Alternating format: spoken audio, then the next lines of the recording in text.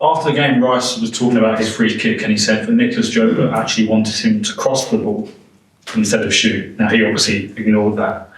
Do you like that the players in those moments can take the initiative and say, I know the coach wants me to do this, but I sense something. I sense I can do it. I love it, especially when it goes to the back of the net instead of a counter-attack. So, yeah, I mean, they have to make the decision. We are here to help them, to try to paint the picture of what the options are. But I loved it. I think when we talk about making the next step is a lot about that. It's about taking initiative, making things happen on the pitch, and believing that you can actually win the game by yourself sometimes. And I was really impressed the way he did it. And you always talk about needing magic moments, and sometimes magic moments, and they're not born out of following the rules. Sometimes you have to break the rules. For sure. And you have to do something that is not in the books. We always talk about that. It's like the energy that we create in the stadium. That's a magic moment. You know, it felt like the crowd was taking that ball and put it into the net. It was something special that night from the beginning.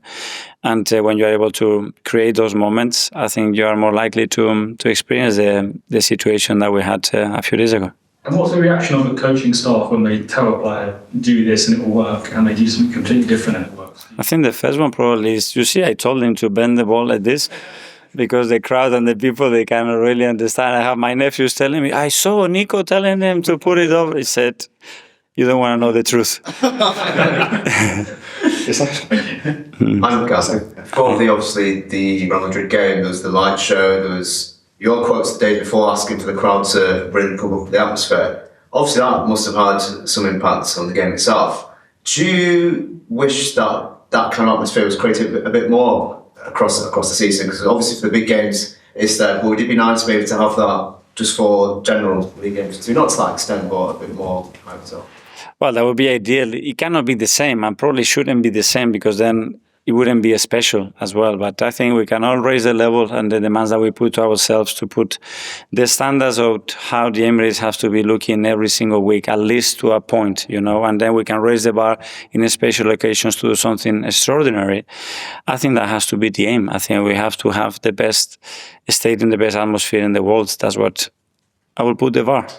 With Kiwior, he's obviously come in and played well the other day. What have you made of his ascent in some ways? Because it can be quite hard to go from not playing much at all to then facing up to the campaign. I mean, super difficult, very difficult to do what he's done. Really impressed with him. I don't know if the word is surprise, because the way he trains, the way he commits to every drill in training, the way he reacts when he's not playing, it's phenomenal. But then you have to do that against the best strikers in the world. But I mean, the partnership, the way they work together, I think they really both step up in the oceans of Gabi. I mean, you're talking about Declan taking it on his own to do the free kick and have a shot. Is that a sort of reflection of the journey that the team has been on over the last few years and getting a lot more mature and taking those decisions? Yes, and probably it's related to confidence as well, and feeling and owning that moment, which is really important. So, I mean, there's no coincidence that all the top teams, you look at the games in the Champions League, the amount of individual moments that won the football matches. I mean, in Champions League at this level, that's a necessity. Without that, I don't think you have a chance to progress and be in the finals and winning trophies like we won. And I think a lot of people would have been surprised by the result, just given a number of injuries and problems that you've had this year. But do you think that shows, such an amazing result shows you what you're capable of, even with a few players missing, and what you can achieve? Yes, and I'm probably understanding as well that I think that's a reflection of a lot of months' work and how the players have maintained that level of belief and the standards throughout the season with all the issues that we have. So that means that the we is so strong, and within that there is a lot of people that contribute to that, especially the ones that they haven't played that much and they keep the standards and the level of the team so high. Okay, last couple. Gary? Sorry, Gary, the director. Mikel, you said about you need to put the energy into keeping, making the players feel valued. Does that mean that this summer you'll have quite a big involvement in the contracts that need to be signed with the players, as well as the new signings. So obviously Andre's new to the job, and he doesn't know the players the same way that you do. Does that mean you're going to have a much bigger role? No. I mean, I talked to the players, I talked to the club, what would be my idea, try to convince them, and especially feel if they are happy with us, fully happy, and they want to commit to us. But then that's for Andrea and the board ownership to get the right deal and the right contract. I don't want to get involved in that. That's for Andrea. And with all the sort of deals you've got to do as well as the new signings, and there's been a lot of pressure on the wage bill over the last couple of years anyway. Do you have the financial power to do what you want to do without maybe getting the Champions? Do you need to get in the Champions League to do that every year to have the finances?